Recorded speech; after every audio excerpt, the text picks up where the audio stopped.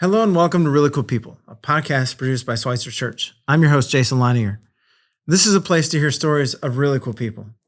The hope is that as we hear these stories, you and I will be inspired, encouraged, and challenged through moments of serendipity.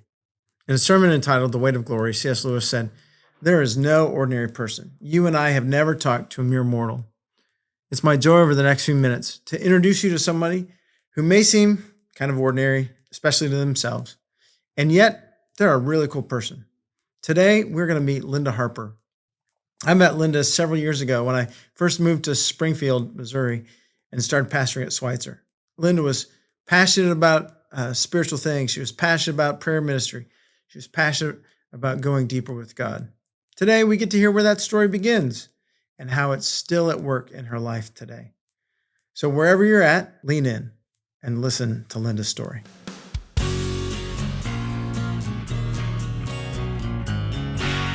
Well, today we are glad to welcome Linda Harper into the studio.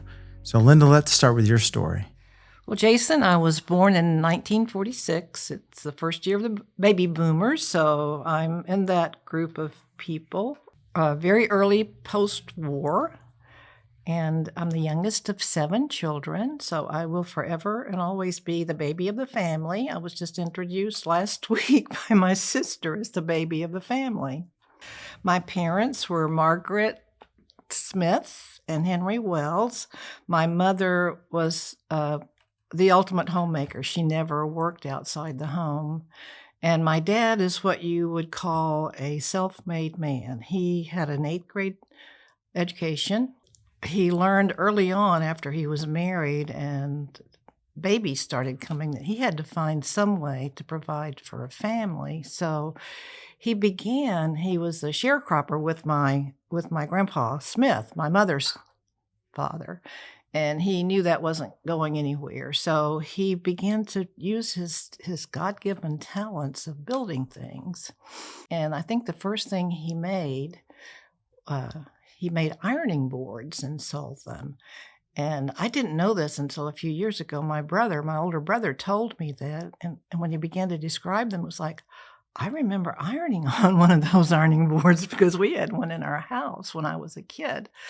So he started there. He branched out and he hired men to work for him and to deliver these things. He made rocking chairs and pieces of furniture, and they would just drive all over the state and sell those.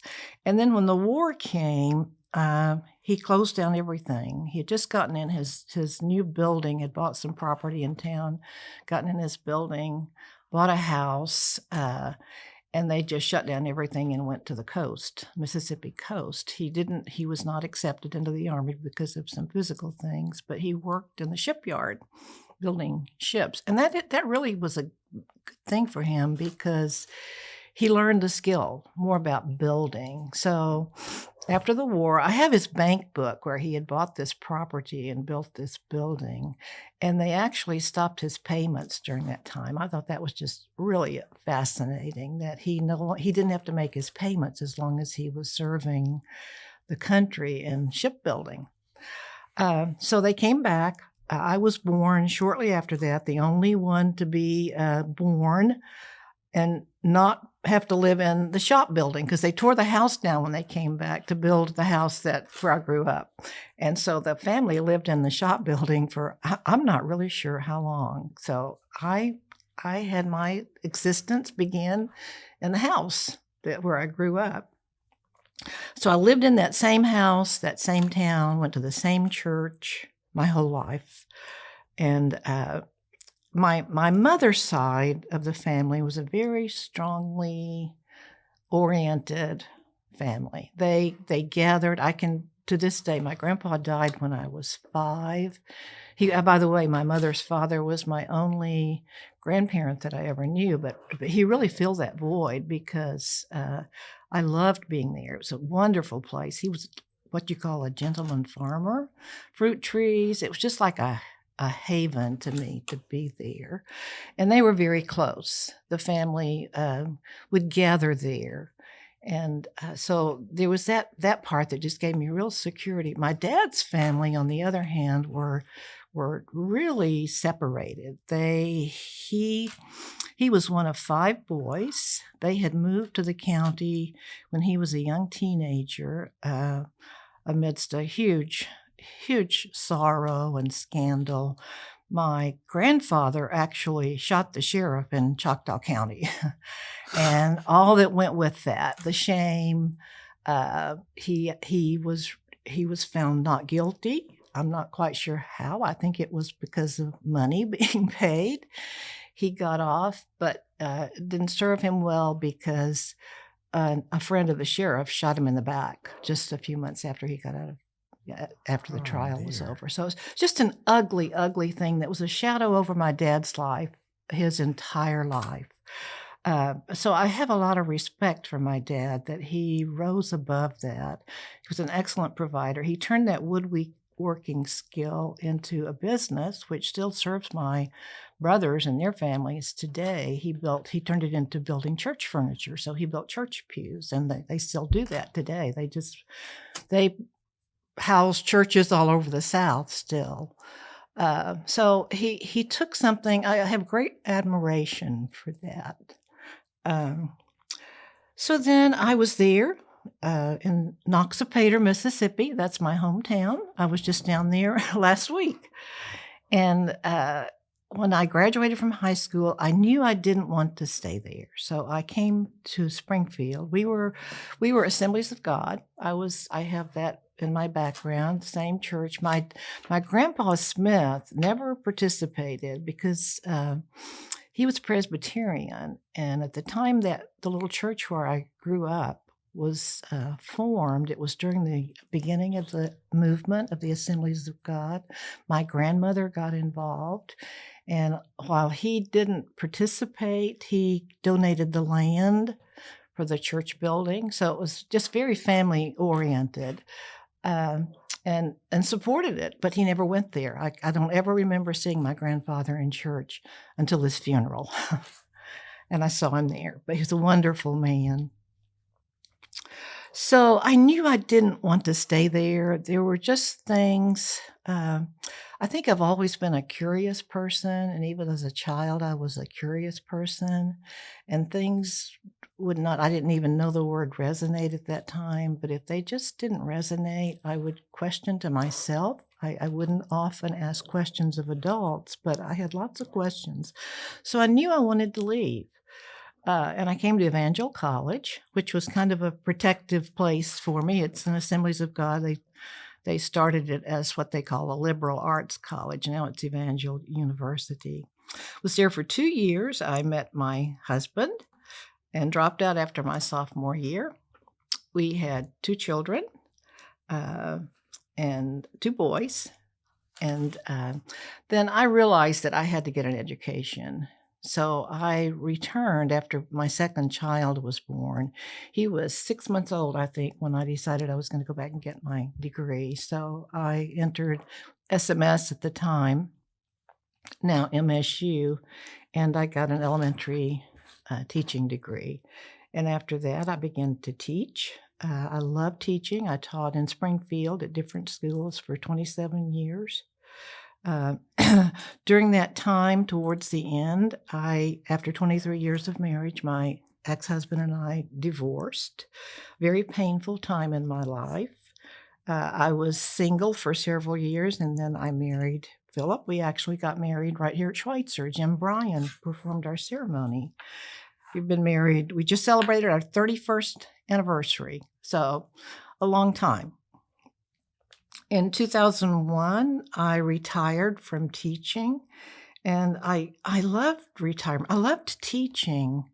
I think I love retirement even more because it left me free to pursue things that you just don't have time for when you have a full-time job. So I love that freedom of just doing the things that I love to do and being with friends. And I have 4 grandchildren.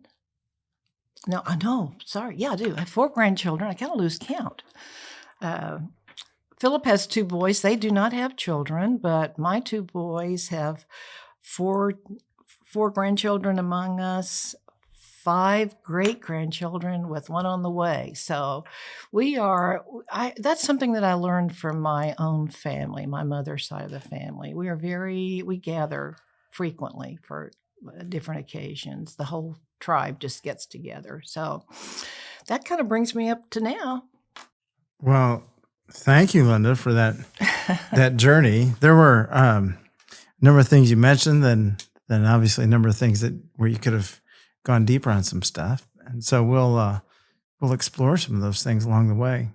I love that story about your childhood and growing up in Mississippi. Situate that for us on the map. Like, where's this?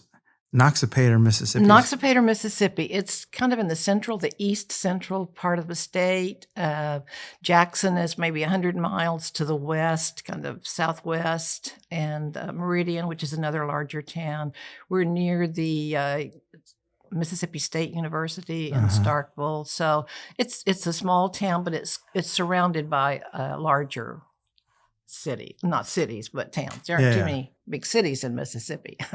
I don't think there's any big cities in Mississippi. No. Yeah. Very interesting state to like grow up in. It is. Yeah. I'm thankful for growing up there. It was a kind of a dreamlike quality to my childhood. A part of it being the youngest of 7. So I had all these older siblings who helped to raise me, but I also had there was a period of time both at the beginning of my school years and the end where I was an only child. They were in school for 2 years before I started, and then the 2 years that I was still at home, they were away in college or some other place. So I had those years of actually being an only child. What you think about some of the memories that you have with your siblings in that space? Because I mean, seven kids total. I mean, there's a lot of sibling time. Do you have some memories that you really draw back into, or that you recall on several occasions? Yeah, my older brother, he passed away 3 years ago now. Glenn was 91 when he died, and I never understood. He was 16, I think, when I was born, so I never understood his place in the family. And I can remember asking my mother, and I remember her response. I was probably 4 or 5 at the time. And I said to her, "Who is Glenn's dad?" Because she and my older brother were very close. They had a really good relationship. My older brother and my dad never did. They went into the same business. My brother eventually left and formed his own very successful business, again, working with wood, but in a different kind of way. And I really didn't understand it. I knew she was his mother, but I couldn't figure out where my dad placed in that. So there's that huge bridge there of age where he was 16, he was doing his own thing by then. And they, from the very beginning, I don't think my dad and my brother ever got along until my dad retired. And they mended a lot of fences, and I'm thankful for that. I'm very grateful for that. Yeah. And then my sisters, I had many bosses, but I can just kind of each sister, the relationship was very different. My sister Ann, and I'll talk about that later, which is one of the great tragedies in my life, was my very favorite sister. She was 14 years older than I. And I worshiped her. She was just the kindest, most gentle. I wanted to be like her. My sister, who was 4 years older, we were just like oil and water. We just did not G and haw. We do now. But yeah, just a different relationship with every sibling. Yeah. That's it. You threw out an interesting phrase, G and haw. Listeners, if you've never driven horses, you don't know what G and haw means. Hey, you have to explain it because I'm not sure I do, Jason. Well, if you got a team of horses that you're driving and you're on a wagon, or even if you've got a single horse, G and haw, one of them is to the right, one of them's to the left, and somehow horses know that terminology. Don't know. I've spent a little time on a wagon behind some horses, so yeah. That is definitely fascinating turn there. What You kind of glanced over it. You asked your mom, who's my brother's dad? How did she answer you? She pretty typical of the way parents do when you ask a question that they absolutely don't understand. And she never understood where I was coming from. And she said probably, I don't remember really, but I remember it didn't satisfy me. That's the part that I do recall. It's like, I still don't get it, but I didn't ask any other questions. I think I read somewhere recently, Jason, that kids begin to shut down on their curiosity when they're about 4 years old. And it's for that very reason. You ask a question and it's like, the adults don't get it. So they give you some weird answer and it's like, that isn't helping. And so you just finally stop. I mean, the curiosity doesn't end. It hasn't for me. In fact, that's one of my spiritual practices right now is curiosity. But you are careful where you ask the questions. Yeah. Yeah. That's why for the most of my adult life, I've said my favorite age is 4. Because you at least can still be somewhat curious in that moment. Yeah. And there's this capacity or freedom that you have when you're 4 to like go exploring just a little bit. Yeah. And you see things and anyway, it's a fascinating age, but it is. Everyone wants to give you like road answers and you're like, I want to understand. I know. And they don't help you to understand. And I think looking back at that time, and you're right, for me, as I've done lots of spiritual formation, I've been encouraged to look back at those years. What was I like? And I love your question that you have on this little list. Which question? What was your life like as a 4th grader? Yeah. Because I can go back and pinpoint those years, and I can remember those years. So I would have been 4 and 5 when my siblings were all in school. And so I had lots of time to be curious and check things out. And I can look back at those years and see that I was being formed right then. My favorite place was outdoors under this redbud tree where there were 4-leaf clovers. And I could sit there literally for hours and look for 4-leaf clovers. I love to just find, like if it rained in the South, the rain kind of holes in that clay dirt. I would love to find a puddle and just draw beside it and wade in it. I truly became a child of the outdoors and had a perfect place to do it in the South. Yeah. Absolutely. You said one of your sisters that she was your favorite. You loved her. Anne. Yeah. Talk about Anne. Anne eloped when she was 16. It just blew our family apart in so many ways because my parents were determined they were going to find her and bring her back home. And that wasn't going to happen.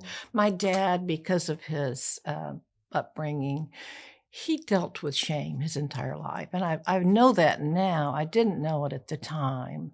But shame can really do a number on a person. And so because of that, he was very, very religious. He hadn't had much religious training until he met my mother.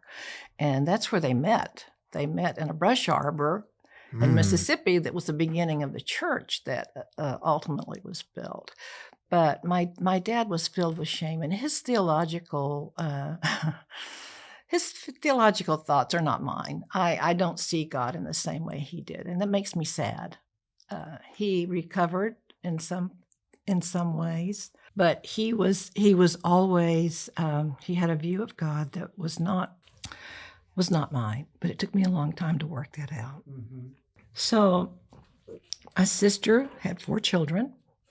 Wonderful mother, hard worker, pleasant. She was a reader like me. She introduced me to going to the library because she loved to read and she would take me with her. And I was just a kid. We just loved the same things.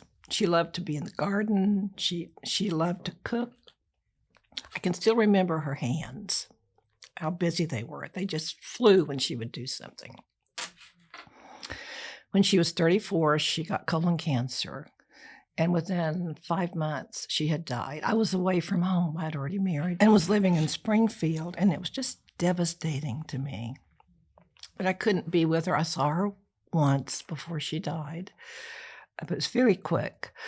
And I heard my dad say at that time, I wonder what she did to make God do this to her. Mm. And for a long time, I hated my dad. Not because he was maligning God, but because he was saying something about my dear sister. Um, and I could not forgive my dad for that for many years. It was a source of growth for me Mm. because I knew that I had to forgive him for that. And when I was able to, it's how forgiveness works, Jason. I've learned that through that. All the good things about my dad began to surface when I Mm. came to a place where I could acknowledge that he did the best he could, really, with where he Mhm. had come from. And most people, in fact, all his brothers were either alcoholics or just they were not able to live well. And he was. He found a way to live well in spite of what had happened in their family. But I still dream about my sister Anne. It was one Mm. of those things in my life that I still dream about her. And she's always a presence. I think of her as my guardian angel because I loved her so much. And she was truly a good person. Wow. A couple of things. I mean, it's really incredible that you still dream about her. Yeah. And then unpacking some of those thoughts around your dad. You said earlier on that he had an eighth grade education. And then you described that kind of shame and the movement that took place in his own life. And then, do you know, have you done any work on like when he came to faith? He actually came to faith in that brush arbor Okay. when he met my mother, Yeah. and they took him. My mother's family took him in. I have I've given them to my youngest nephew now because they need to be preserved, but I have my mother's and dad's letters that they wrote before they were married. During that period of time, they are absolutely revealing of who my dad was even then and who she was. My mother wrote in one of the letters, "The roses are so beautiful, I could just live with them." And my Wow. dad wrote things like, "I have another headache today," and "Old man Hatcher is making me work so hard." His were always kind of a negative tone. Uh-huh. Hers were always trying to cheer him up and telling about life that she loved. And that describes who they really were. Wow. Yeah. Well, this is about you, not about your parents. You're But right, but there's some that our stuff about we your come from yeah. I know. Yeah, and we that are is formed by that. we Absolutely. yeah, we do. Yeah. So you moved to Springfield. You moved away from Mississippi. Mhm.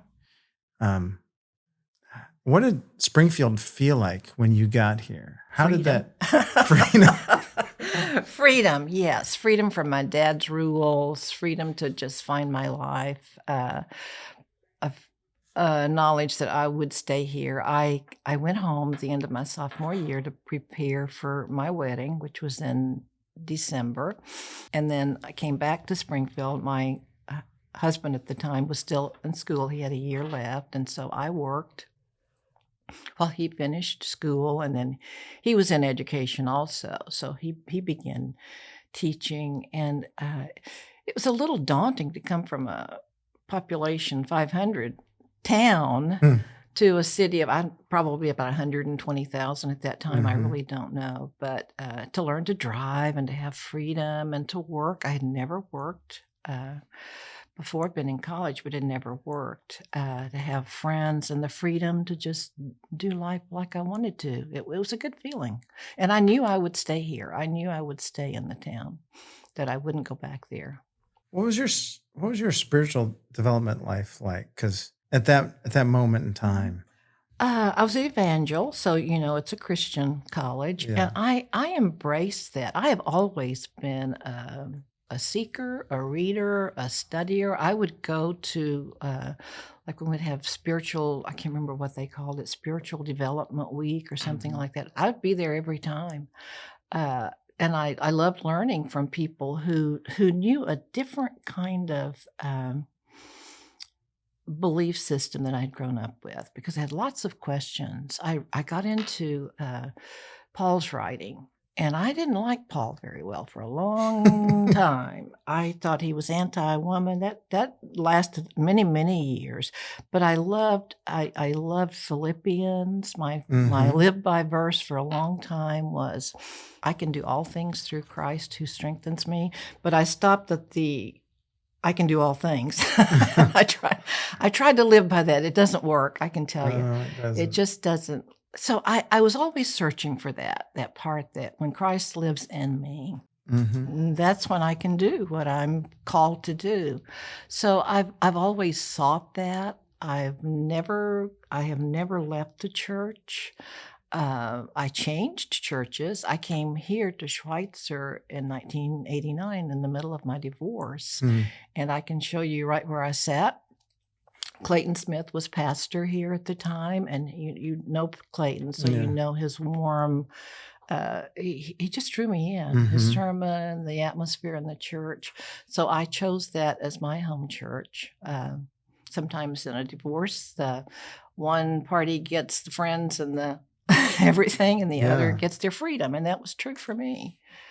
So again, I had another way of finding. I'm not advocating divorce. Don't get me wrong. It's horrible and it's painful and it's damaging, but for me, it was necessary. And I sat with my spiritual director at the time about 7-8 years ago, and I said, I am grateful for my life, even for the mistakes that I made, because without them, I would not be who I am today. That's redemption. And so I fully believe in that for any person who's had difficulties. But yeah, I've always been a seeker, always. So you talked a little bit about having your two sons and then going back to school, getting into education.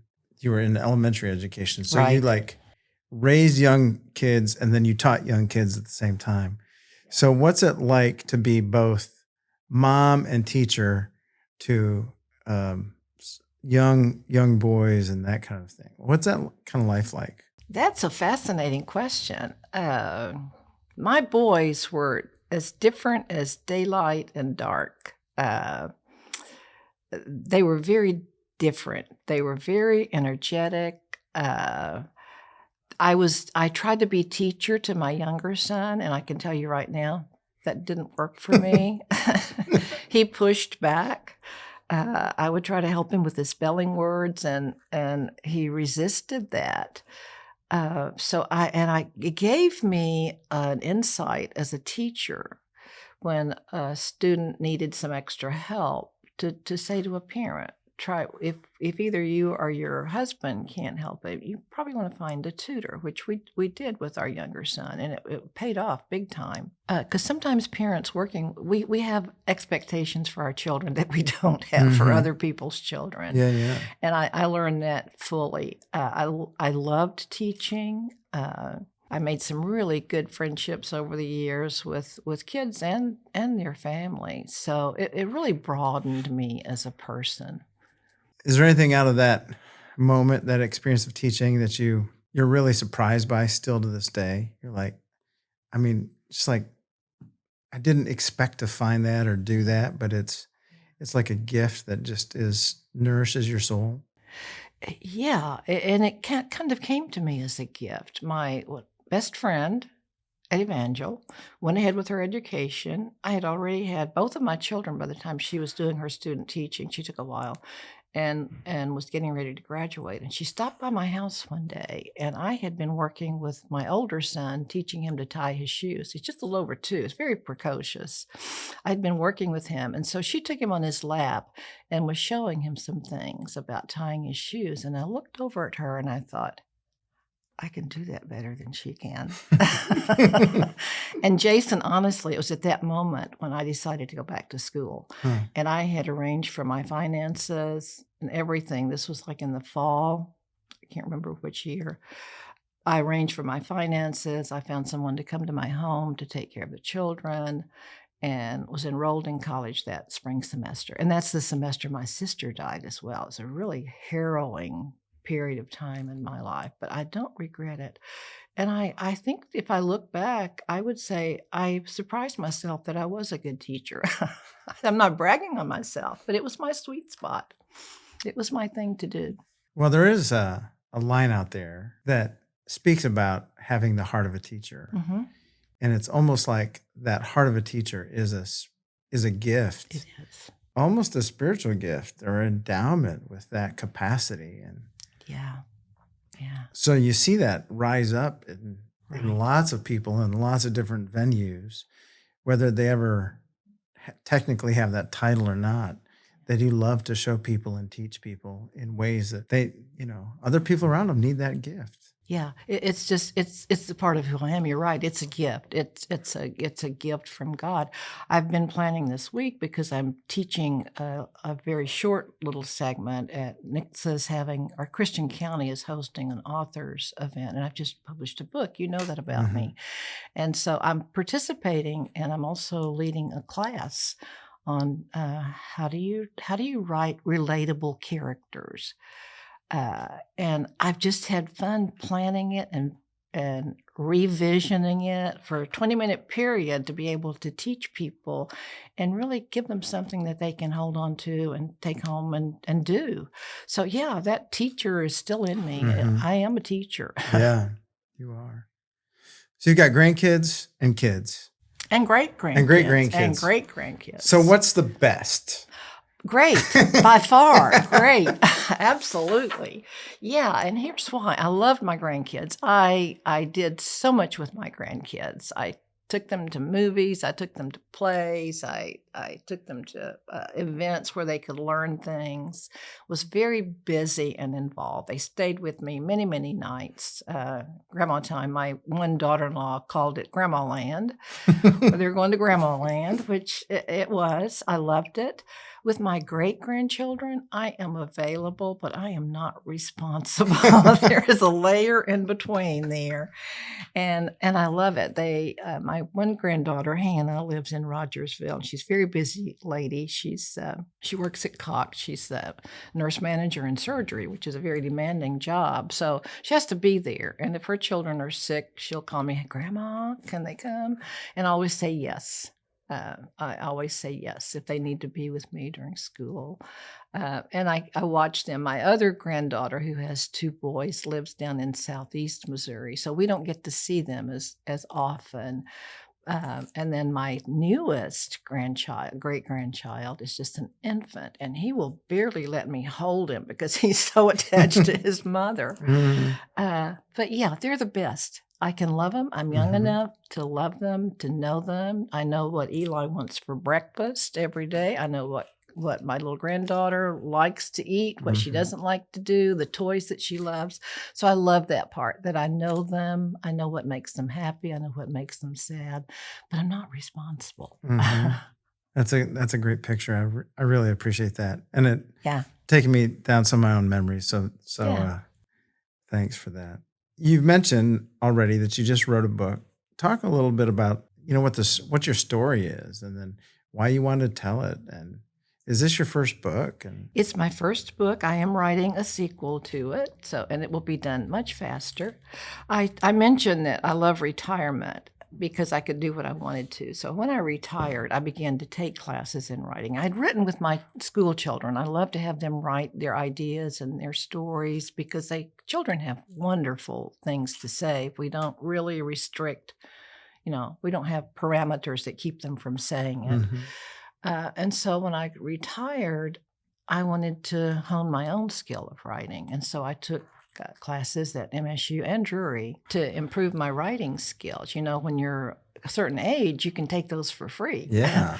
So I took advantage of that, and I took classes there. I was in a class at Drury, a short story class, and we were given the assignment to write a story based on something that had really happened, but to fictionalize it, to make a story of it. So I thought back to my childhood memories, and this little lady who lived down the street, her name was Miss Nanny. I didn't know her well. She was mysterious to me. But she came to our door one day, our back door, and asked to borrow. She said it like this: "Do you have a cat I could borrow?" And I thought that was the funniest thing I'd ever heard in my life. I was probably 10. I couldn't talk to her. I had to call my sister Ruth, that I didn't G and Hall with very well.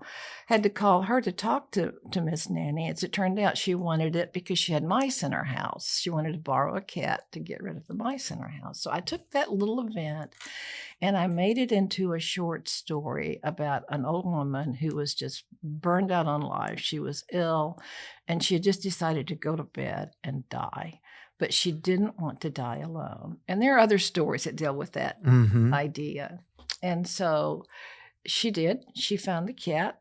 I got an A on the story, by the way, but my classmates just went ballistic and said, "You can't do that to her. You can't let her die like that." And so I'm trying to say, but that's the story. And they wouldn't have any part of it. So after the class was over, I just began to mull that around. And I thought, they're really right. That's kind of cruel. Everybody needs to be known. And I think I used my own experience of not really knowing this old woman, because I didn't. She's very mysterious to me as a child. And she just lived 2 doors down. So I began to play with that, and I realized she was not the protagonist, but the protagonist was a woman, a young woman in this small town who looked to the outside like she was very accomplished. She was very, very involved. She had a son, a teenage son. She was involved in school and church. Her husband's family owned a grocery store, and she was kind of a center of town kind of person like that. But she was struggling deeply with shame and a secret, and terrified that the secret that had happened to her when she was a young woman would get out. So she was my protagonist. And so I put these two eventually together, and the stories about how she helped this old woman to have a dignified, loving death, where she came back to people who really loved her and cared for her. And the old woman helped her to face her shame and her secret. And so it's that. And I love my characters. It sounds like you know them well. I do. I have conversations with them now. I know them very well. That's why this book's going very easy for me, because I know my people. Yeah. What's the name of the book? It's called Under the Fig Tree, from the time, from the scripture where Jesus called Nathanael to be his disciple. And Nathanael said, "How did you know me?" And he said, "I knew you when I saw you under the fig tree." So it's about being known. Yeah.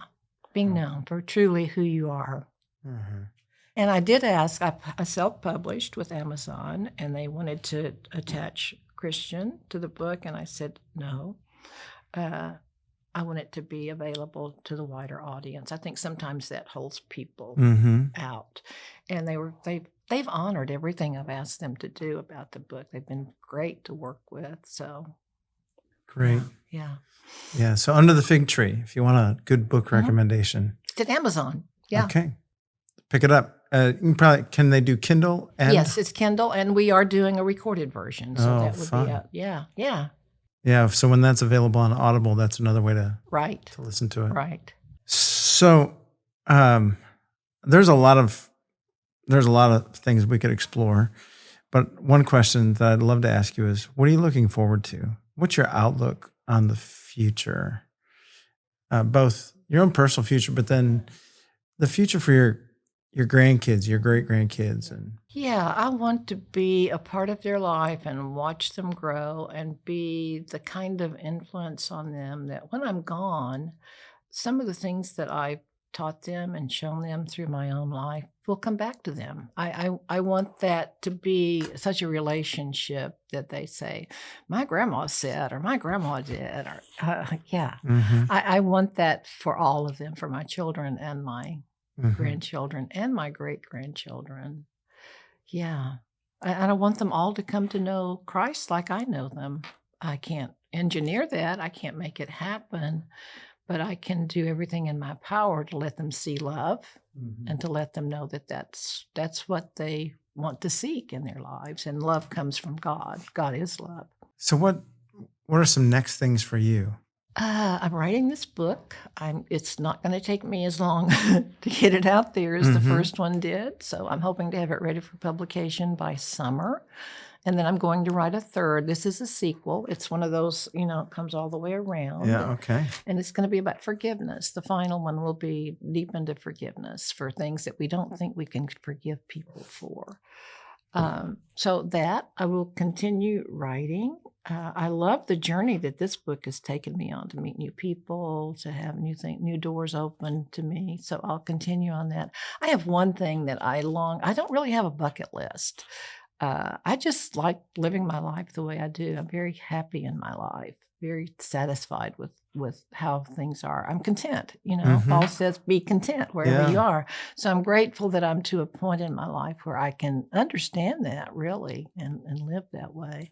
So there's not a lot out there, except there's one thing I want to do. I want to go to Iona in Scotland. I want to do a personal retreat there. It just calls my name. And I don't know how it's going to happen, but I just trust that it will happen someday. I love that Celtic spirituality. I love the nature part, the embodiment part. So that's one thing that I long to do someday.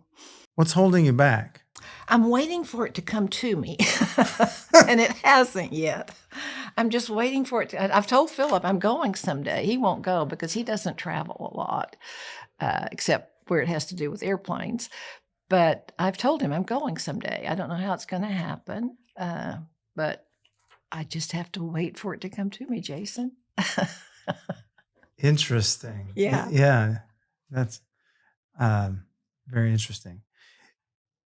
Is there anything I haven't asked you about that you're like, there's something that I really want to share or I should speak to? I think it's that no matter where we come from, what mistakes we've made, how our life has kind of seemed to go sideways. If we just listen intently, the voice of God is in us. And if we listen and we begin to learn to obey, which is not always easy to do, but if we begin to take those little steps, there's going to be another, like that trip to Iona. I believe it's going to happen someday. It's not the finances, it's not the time necessarily, it's not those kinds of things, but it's not time yet. And I think that's the other thing. Wait for the right time. That's one of the themes throughout my book, Fig Tree. It's to everything, there's a season. And I believe that's true. And I believe when we learn to wait and to just do what we need to do in the meantime, those things that we long for can come to pass. A few quick questions. Do you have a favorite writer or book that you turn to often? Oh, I just picked up today, because she's one of my favorites, Eudora Welty. She's a Mississippian. Okay. She helped to teach me how to write, even though she was dead, with her book, One Writer's Beginning. And her short stories are absolutely magnificent. She understood human nature so well that you can read one sentence and it's like, oh, she knew that person. I love her short stories. I love the work of Marilyn Robinson. I don't know if you've read Gilead. I haven't. Beautiful series of books. I don't know that I can even describe them because there's so much depth to them. It's an old minister, I think he's Lutheran maybe, who knows he's dying. He has a son. He got married late in life and has a young son. So he's writing all of his memories for this child. And then she wrote 4 others that kind of go the same little town. Okay. It's a small town in Kansas, I think. Yeah. Lots about the Civil War in there, lots of really good historical information, but it's about him leaving his memories for this child. So I just love to read, period. Favorite movie? Oh, boy, favorite movie. We just don't do movies much anymore. Well, it would be another Mississippi movie. It's the one copy of a movie I have. It's called, I can't remember the name of it. It's about 3 sisters who come home. Their old grandpa is dying and they haven't gotten along. I'm hoping it will come to me. I didn't write the name down. Crimes of the Heart. Crimes of the Heart's the name of the movie. Jessica Lange, Sissy Spacek, awesome cast. Yeah. And it's just quirky, but it's true Mississippi. All right. Favorite date night with Philip? Oh, Philip and I, our date nights are pretty much at home. I always look forward to him coming home. He goes to what he calls work, which is his hangar up in Bolivar. He's working on an airplane that he will be eternally working on, but it's his hobby. He loves it. And I just love when he walks in the door at night at 5:00. That's just a highlight of my day. We don't go out much. We'll occasionally go down to the mill and sit on the deck out there and watch the river, and I like that. That's a good date night. And what's a song that might be, or maybe an artist that might be like the soundtrack? If you could pick like a soundtrack of your life, what's one of those songs that would be on there? Now that's a hard question, Jason. You have stumped me there. Carolyn Aarons is one of my favorite musicians. She writes her own songs mostly, and she always has a story to go with them. And so they're ballads in lots of cases. There's a song that she wrote that's about remember that you will die. Manito, it's Latin, and I can't quite think of the name of it. So if you can think of the name of that, it's just a phrase that means, remember, you will die, and live your life that way. It's going to come. So remember that you are, it's kind of like Lent, a song about Lent. Yeah. Ashes to ashes, dust to dust. I am dust. Yeah. Linda, you're a person with deep waters, a lot of places to plumb, a lot of wisdom there that you carry, that you bear with other folks. Typically like to ask the question, what's a final word of wisdom that you could leave with us? You've shared all kinds of wisdom already, but I mean, is there one, it's not even a summary, but is there something that you'd like to leave with us? I think it's that the thing we have to learn to do, Jason, is to listen to other people. Trevor Hudson's one of my favorite teachers. He's written many books. He lives in South Africa. And a couple of his sayings just stick with me. He says, remember that everyone sits by their own pool of tears. And it kind of, and then he says, but it doesn't have to be this way. And so those two things together, they're there's a juxtaposition there. But it's that I have in my heart to treat everybody in that way. They sit by their own pool of tears, but it doesn't have to be this way. And then there's the desiderata. Are you familiar with that? I take my wisdom wherever I can. And I don't know who wrote this. It's very old. They attribute it to different people. But I wrote this down, and it says, speak your truth quietly and clearly, and listen to others, even the dull and ignorant, for they too have their story. And that's kind of how I live my life. I listen. I'm in a listening class right now with Trevor, who's in South Africa, but Zoom gives us beautiful things. And so I'm in a class now trying to learn how to listen better to myself, to other people, to God. Yeah, simply listen. Thank you, Linda. Thanks for sharing your life, your story. Thanks for sharing your heart with us. Thank you, Jason. Yeah. It's been fun. Yeah, it has. A big thank you to Linda for sharing her story. In listening to Linda, I hope you were inspired, encouraged, and challenged, and that you begin to behold the really cool people around you. The Really Cool People podcast is produced by Schweitzer Church, Springfield, Missouri. Taylor Likes is our executive producer and editor, and I'm your host, Jason Leininger. You can help us by liking, reviewing, and sharing this podcast. Until next time, stay cool.